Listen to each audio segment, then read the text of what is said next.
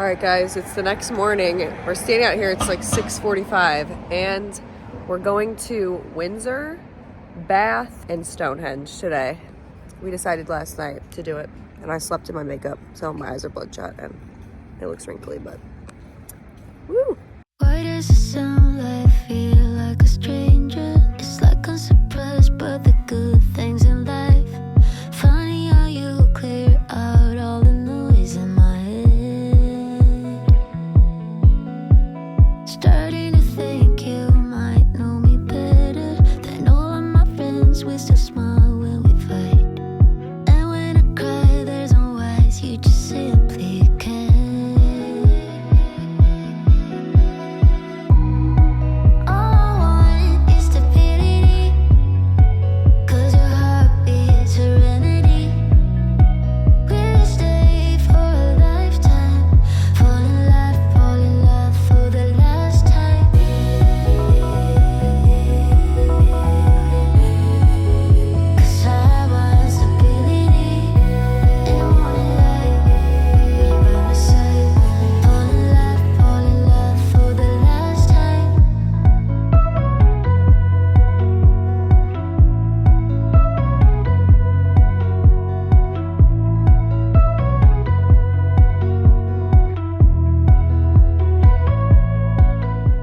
All right, guys, so I'm going to hit you with a voiceover. Right now, what I'm showing you is unbelievable footage, crazy footage. I'm not joking when I say I was the very first person inside of Windsor Castle on this day.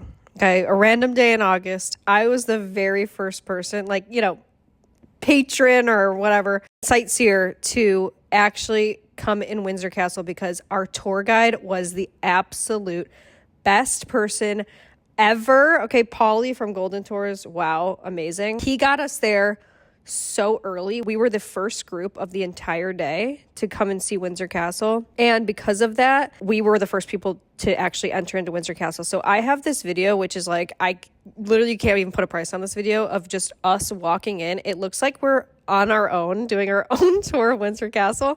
It's so crazy. But I just wanted to talk to you guys about this trip because I feel like this is a great time to do it because look at how gorgeous this is. We decided the night before that we were going to do an out of London day trip. Now, this scared me really badly because I was like, are we making a mistake leaving London? Because, we came here to see London, right? And we didn't do everything that we had on my itinerary originally. So I was like, are we making a mistake as we were leaving here? And the moment that I got to, we got to Windsor, just the town, I knew that we had made the right decision.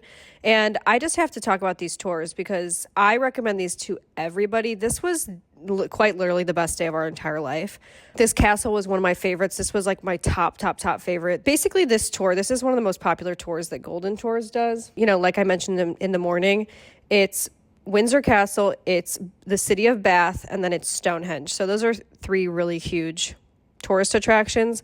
Now, it's kind of like a little, he called it a tapas tour. You basically just get like a little taste of wherever you are.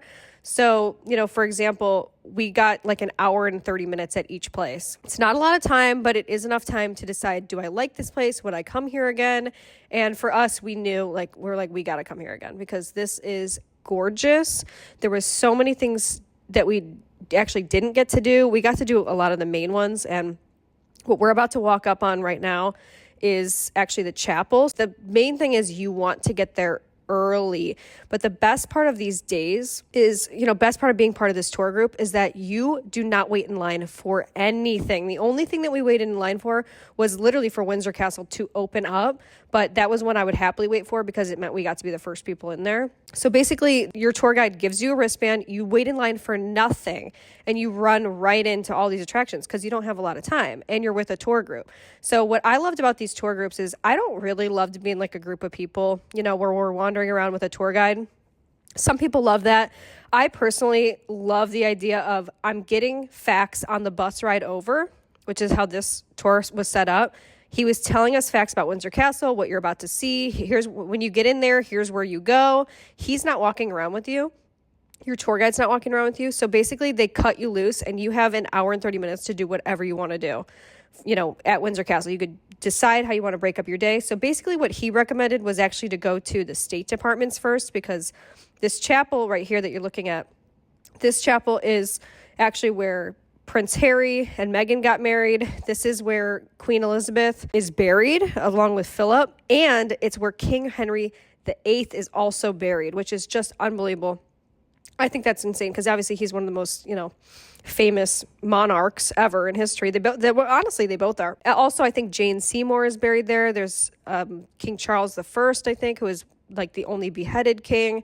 So he's like, basically this chapel doesn't open up until I think it was maybe 9:30 or 10. So we decided, we're like, we could go to the state departments, but I want to be the first person in the chapel because I just really like to be the first person inside of everywhere. So we ran over the chapel, and I had Jarvis stand in line for me while I kind of took some videos of other places. I feel like that was the right decision for us. And, just to see these beautiful chapels, I think it's so worth it to just see them, like the stained glass. And I mean, it's true. Once you've seen one chapel, you've kind of seen them all. But I just feel like to see, the resting place of Queen Elizabeth and then King Henry VIII and all of that, like that's something so interesting.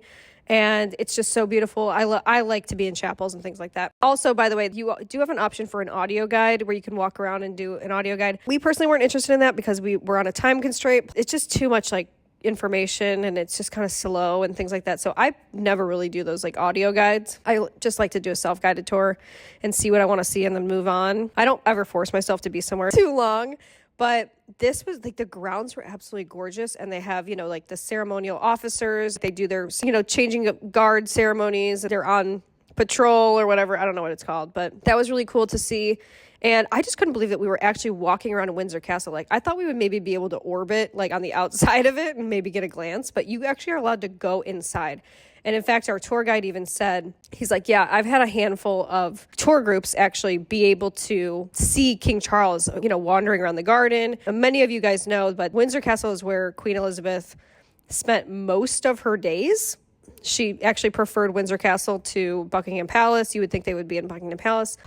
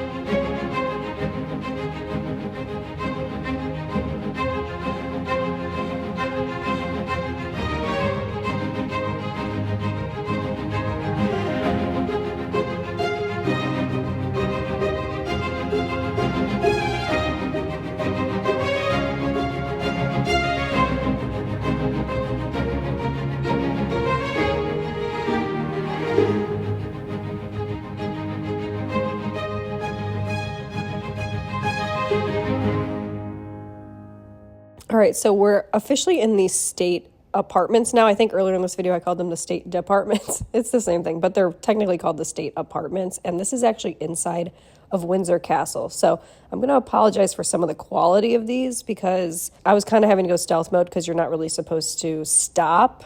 You're supposed to kind of quickly move through everything. So I got a lot of videos of like the ceiling. I just couldn't believe what I was looking at, honestly. There's so many pictures. Right here, you can see that there's some Rubens. They have, I think they said that there's a lot of Van Dyke and maybe some Rembrandt. I can't really remember, but these were absolutely gorgeous. There's actually some Rubens that are at the Dayton Art Institute, and they're my favorite. So it was so cool to be able to see these in person. And every room was more beautiful than the next, like just gilded ceilings and beautiful, like bedrooms were staged just as they were back in the day. And, you know, the pictures, like I literally, every room I went into, I'm like, Jarvis, we need this for our house. We need this for our house. Like I'm going to gild the ceiling or something, but I'm like, Jarvis, we need our fireplace to look like this. King Henry VIII, so cool. Like just to see, you know, an iconic painting of him. So yeah, the ceilings, just, I couldn't get over the ceilings. I mean, half this video is just me looking at the ceilings, the chandeliers, the wallpaper, and then this ceiling of this. I mean, this is like, it looks like Michelangelo, you know, Sistine Chapel, but just gorgeous views. Like I just couldn't believe I was in this place. I really could not believe we could actually walk in here.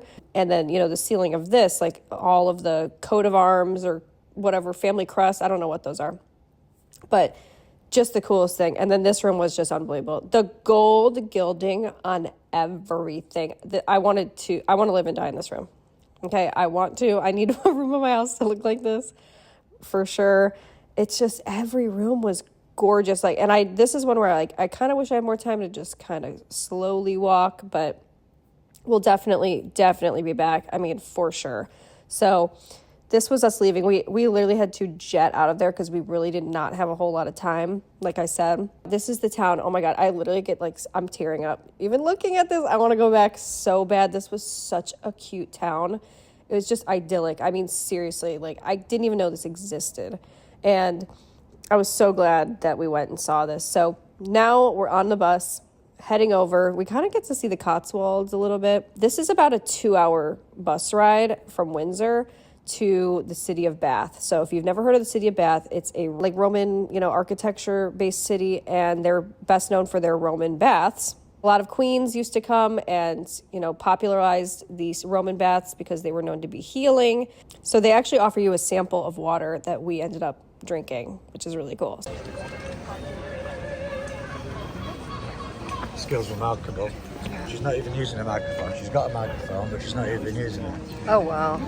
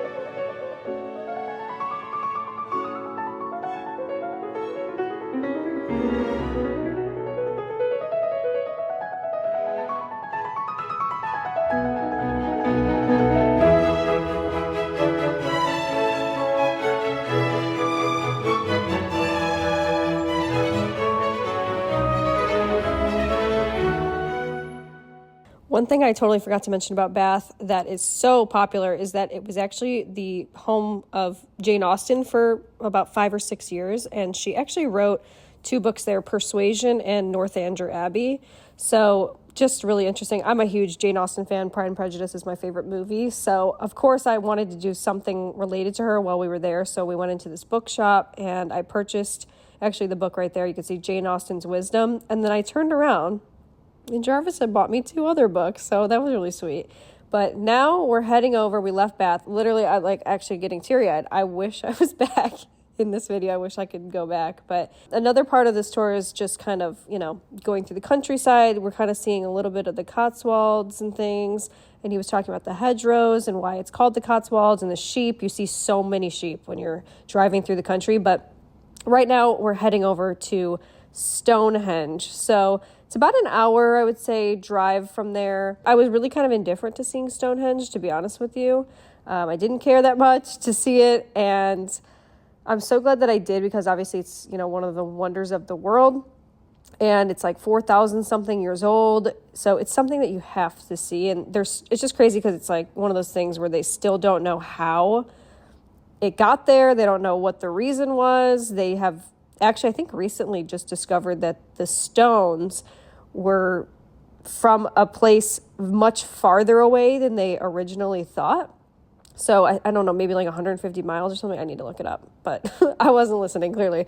Too excited about the day, but just like so mind-boggling. It's kind of like the pyramids, where people are like, how did they build these pyramids? And it's like, how did they drag them here? So I think he was talking about some, theories on the way there about Stonehenge and like how they got there, and maybe they dragged them, like maybe they took them by ship and then they drag them for like 2 miles or something. It's just kind of a random place as well for these stones to be. But what's interesting, you have to take a shuttle from the Stonehenge site and then you take the shuttle and then it drops you off. But as you're kind of getting dropped off there's this road that's very close nearby. And there's all these campers. Obviously, my first thought is, okay, these people came from all over. They traveled here in their camper and they're here just, staying to see it for the day, whatever. Well, actually, our tour guide told us when we got back in the bus that those people live there year round. And I think that he said something along the lines of they're getting energy from the stones. And I'm like, oh my God, like I totally feel that way when I live near like a Sephora or something like that. I really do. So I get it for sure. But yeah, it was just kind of interesting. I mean, I think there was a time where you could actually go up and like sit on the stones many, many years ago, maybe like in the 80s or something like that. They've totally eroded. You can see some of the stones have really eroded. But what's interesting is you're only seeing about 70% of the stone. So a majority of the stone is actually underground. And, it's based on like the sun and there's just all this crazy stuff about it. So it is very interesting. I think it's something that you definitely need to see. It's something you need to get out of your car, go in and see. And I was really happy that I got that experience. Jarvis was really happy we got that experience. And by the way, it's very windy. Okay. Very, very windy. Just keep that in mind. Great trip. Great experience. Couldn't have enjoyed it anymore. Just a wow.